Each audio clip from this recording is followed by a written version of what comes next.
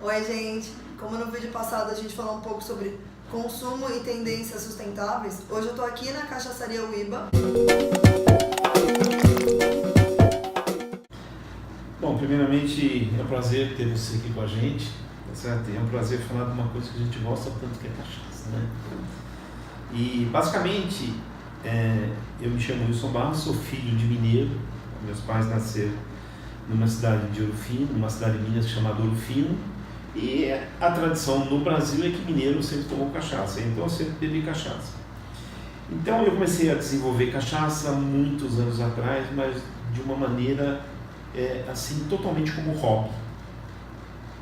Só que eu sempre fui uma pessoa muito fiel às marcas, né? E eu tomava uma cachaça de uma determinada marca que não convém a gente falar, mas essa cachaça ela foi vendida por um grupo internacional e mudou completamente o sabor. Naquele momento, e a gente está falando aí há 5 anos atrás, eu resolvi desenvolver a minha cachaça, porque eu falei, vou fazer uma cachaça tão boa ou melhor que aquela que eu gostava. E aí, eu resolvi fazer um investimento na fábrica que a gente tem, porque como eu te disse, a gente fazia cachaça de uma forma artesanal, muito mais para mostrar para os amigos e tal. Eu era executivo de uma grande empresa, era executivo de uma multinacional, então eu tive a oportunidade de viajar ao Brasil e conhecer vários alambiques. Baseado nessas experiências, há 5 anos atrás eu comecei a desenvolver um projeto de construir uma fábrica, que é uma fábrica conceituada e chamada uma das melhores do Brasil, tá certo? E de lá para cá a gente vem aí trabalhando no desenvolvimento da marca, no desenvolvimento do produto, mas basicamente é isso. 15 anos trabalhando com produção de cachaça e apenas 5 anos no mercado efetivamente. E a gente estava conversando um pouquinho sobre a produção, a embalagem, o descarte de lixo. E aí eu queria que você me contasse um pouquinho sobre essa inclusão de atividades sustentáveis na fábrica. Então, na verdade, a produção de cachaça, ela passa por alguns itens, né? Vai desde o plantio da cana até a distribuição propriamente dita. Então, nesse processo, entre você colher a cana, moer a cana, fazer o processo de destilação, gera-se efetivamente muito resíduo. E que tipos de resíduo? Por exemplo, quando você moe a cana, você extrai o caldo, mas fica o quê? O bagaço. E é um problema o bagaço nas indústrias, porque o que você vai fazer com tanto bagaço? Para você ter uma ideia, na nossa fábrica, a gente moe 4 toneladas de cana por dia. Cada tonelada de cana dá em média 600 litros de caldo e 400 quilos de bagaço. Então a gente está falando de mais de 1,5 tonelada de bagaço por dia. Então, o que a gente fez? O que a gente faz com o bagaço? Primeiro, o bagaço ele entra como matéria-prima para a gente colocar fogo na caldeira. Então, parte do bagaço a gente alimenta a caldeira, que é o que fornece energia para a empresa, a gente alimenta com parte do bagaço. Outra parte a gente usa como adubo, mas mesmo assim, mais de 1,5 toneladas por dia é muito bagaço. Então, a gente acaba cedendo de graça o que sobra para os fazendeiros da região. Para quê? Para alimentar gado. Ok? Não sei se você sabe, o interior de São Paulo ainda, muita gente não fala abertamente, mas é um problema alimento de gado. Muita gente alimenta com cama de frango, embora seja proibido, todo mundo usa. Então, quando a gente está em produção, pelo menos os caras não usam alimento, não usam cama de frango e usam o bagaço da cana. Tudo bem, tiramos o bagaço, pegamos o caldo e vamos lá passar pelo processo de fermentação e destilação. Para você ter uma ideia, no alambique a gente coloca 750 litros do caldo de cana e desses 750 litros a gente vai fazer apenas 100 litros de cachaça. Então de 750 para 100, para onde foram os outros 650? Que é o vilão da indústria de bebidas. que é o que se chama de vinhoto ou vinhaça. O vinhoto ou a vinhaça, ele no processo de produção, ele sai numa temperatura de 90 graus. Ele tem que ser descartado com 90 graus, porque você tem que esvaziar a panela e colocar caldo novo. Então você imagina um líquido saindo a 90 graus, entrando no lençol freático, ou indo para um rio. Ele entra no lençol freático, ele acaba com tudo, ele entrando na terra, ele acaba com os lençóis freáticos, ele, se for para rio, acaba com o peixe, acaba com tudo. E é isso que, durante essas viagens, eu percebi que muita gente descarta isso, a Deus dará. Os caras, os grandes fazendeiros, abrem valetas no meio da fazenda e jogam aquele líquido lá e tá nem aí. Tá nem aí. Não interessa nem onde vai dar. Porque eles precisam descartar. Mesmo sabendo que aquilo pode estragar o próprio solo ali de onde planta. Eles não tem jeito, porque, poxa, principalmente os grandes produtores geram muito. Eu gero 650 num alambique. Como a gente tem dois alambiques, a gente faz isso 4 vezes por dia. Você vê 650, 1.200, eu gero 2.400. Olha, eu sou pequenininho, mas eu gero 2.400 litros de vinhoto por dia. Você imagina isso na terra. E eu percebendo que todo mundo jogava fora isso, o que eu fiz, né? Eu construí 2 tanques subterrâneos com concreto armado e manta asfáltica, onde a gente pega esse vinhoto e deixa lá durante 48 até 72 horas para ele esfriar. É tipo uma cisterna de vinhoto. Tipo uma cisterna de vinhoto. E essa cisterna de vinhoto, depois que o vinhoto está frio, você pode adicionar uma quantidade de água nele, não usar ele 100% in natura, mas a gente acrescenta água, e essa água com vinhoto a gente faz uma mistura e coloca num trator e pulveriza o canavial. Ele acaba se tornando adubo porque tem matérias orgânicas ainda naquele processo, né? Então a gente pulveriza o canavial com esse material. E veja bem, de uma forma aspersando, né? Nunca jogando direto no solo. Porque mesmo com água, mesmo frio, ele ainda é prejudicial ao solo se você jogar ele diretamente. Mas pulverizando no canavial você não tem problema. Certo? Então os 2 grandes vilões, que é o bagaço e o vinhoto, tá certo? Que é o vilão efetivamente da indústria de bebidas, a gente conseguiu dar fim para ele. Então numa produção de cachaça, os grandes resíduos são esses. Existe ainda um outro resíduo que muita gente ou também joga fora ou faz pior ainda, dá para as pessoas beberem. Eu te falei que dos 750 litros a gente vai fazer apenas 100 litros de cachaça. Só que desses 100 litros a gente ainda descarta 25%. Descarta 25 litros. Isso porque vocês estão procurando uma qualidade maior ou todo mundo faz isso? Não, isso porque a gente está procurando uma qualidade maior. Por quê? Por que a gente descarta esses 25%? Em termos percentual, é 10% do início da destilação e 15% do final. Porque os 10% que a gente elimina, que a gente não coloca na cachaça, ele tem uma concentração muito grande de aldeído, que é o responsável pela ressaca. Ok? Então, poxa, ressaca é o maior defeito de uma cachaça produzida.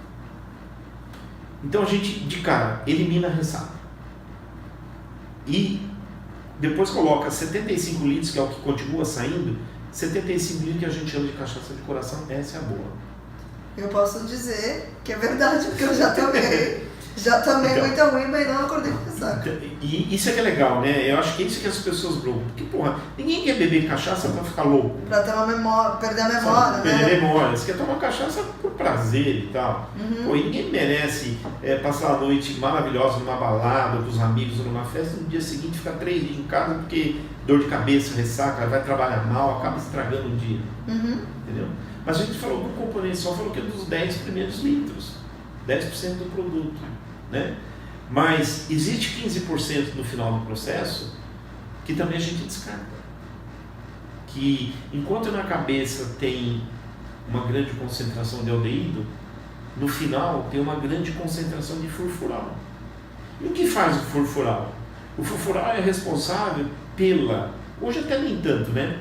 Mas é responsável pela maioria das mulheres não querer que seu namorado, seu marido, seu amante, sei lá o que for, beba cachaça.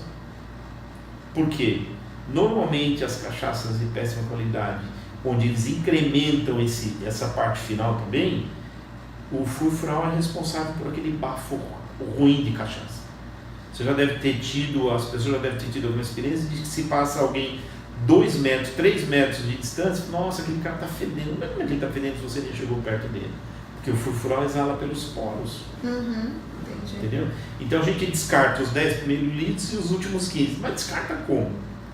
A maioria das pessoas, muita gente tem como prática pegar esses 25 litros e transformar numa cachaça de segunda linha e colocar no mercado por um preço mais barato. A gente não faz isso, entendeu? A gente só usa a cachaça de coração. Por quê? Como é que você vai ter credibilidade no mercado se você fala, ó, essa aqui é a minha cachaça boa e essa aqui é a minha cachaça de segunda linha?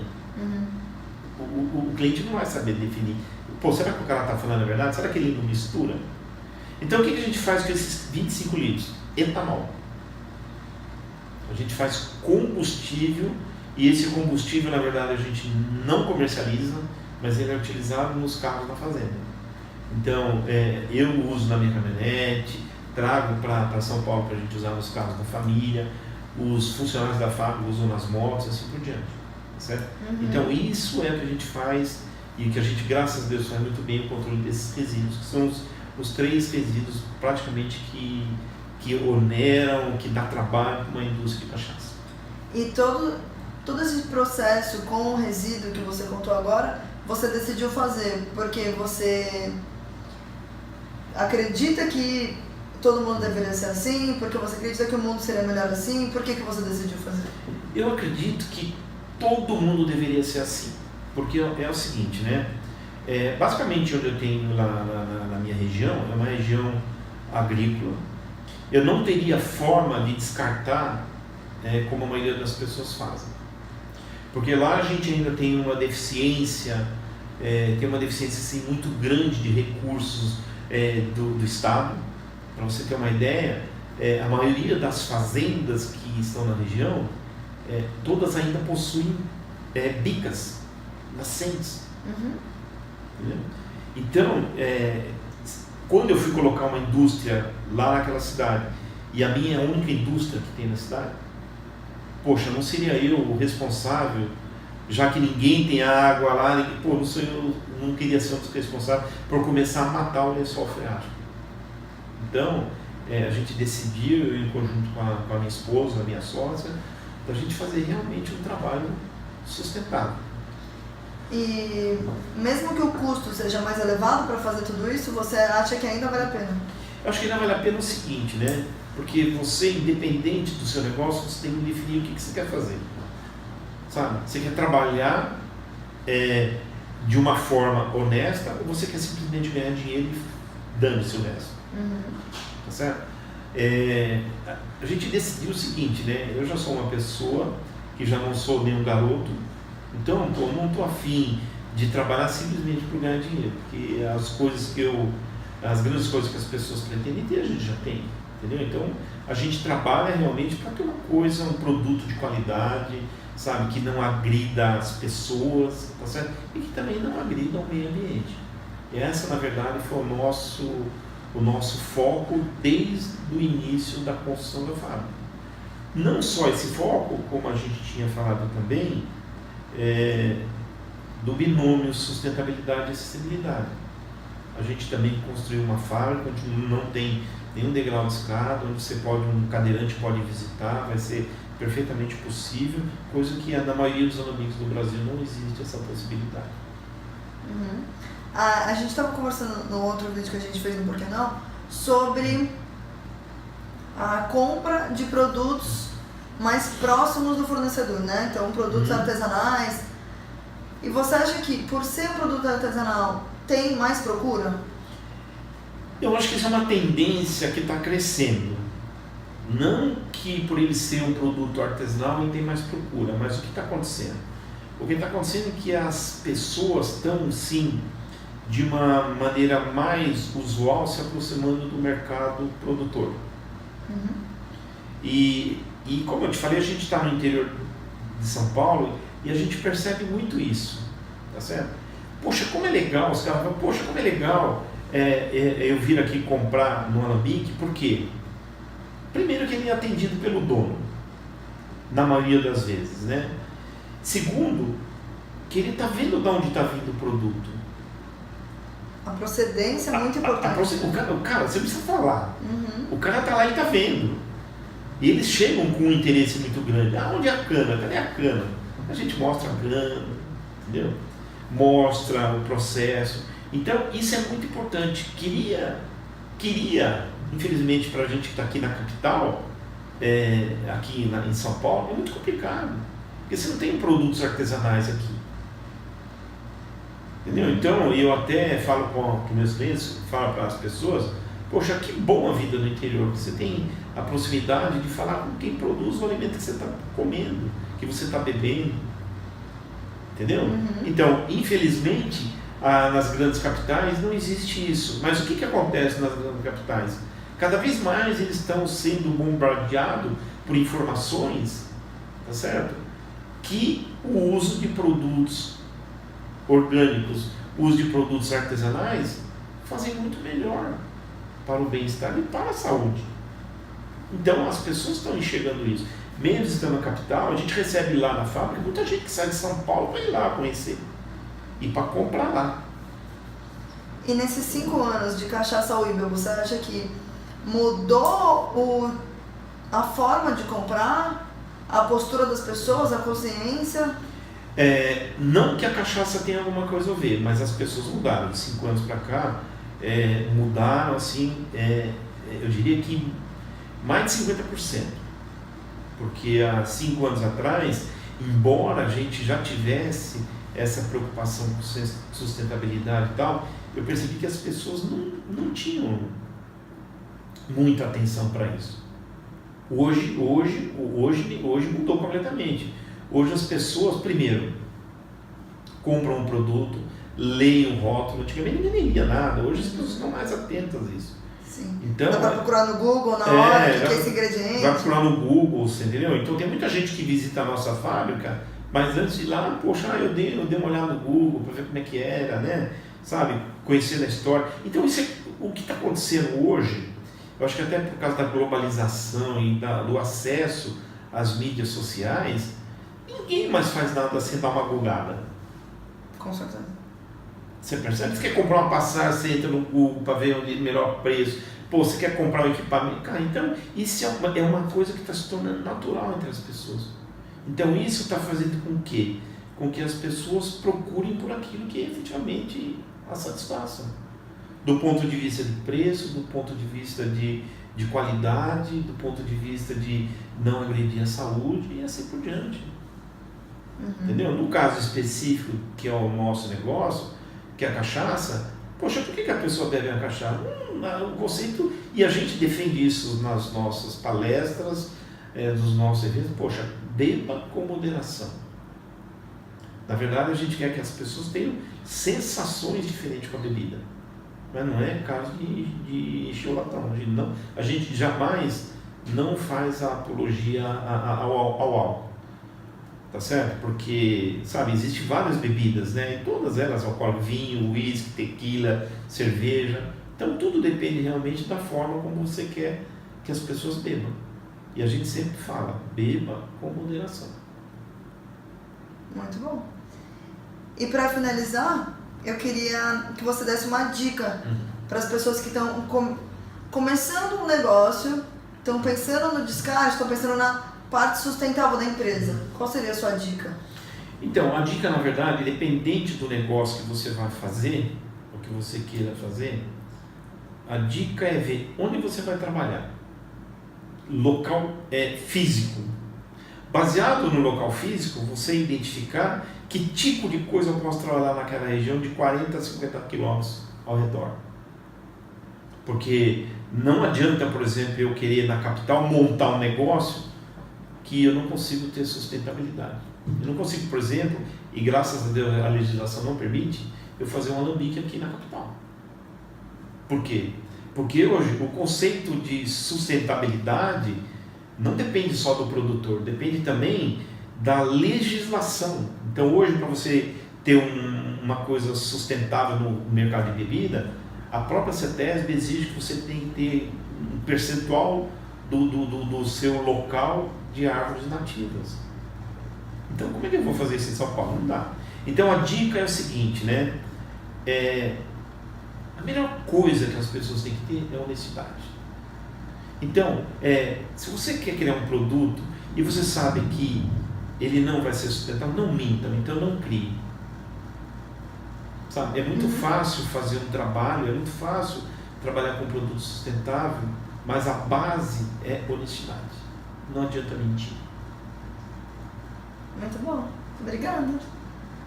Gente, quem quiser entrar no site da Uiva, a gente vai deixar aqui embaixo para vocês clicarem, conhecerem melhor o produto.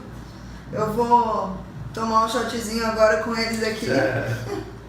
E é isso, gente. Para quem assistiu até agora, toca o sininho, se inscreve no canal, comenta, fala com a gente e tamo aqui. Beijo, gente. Boa semana.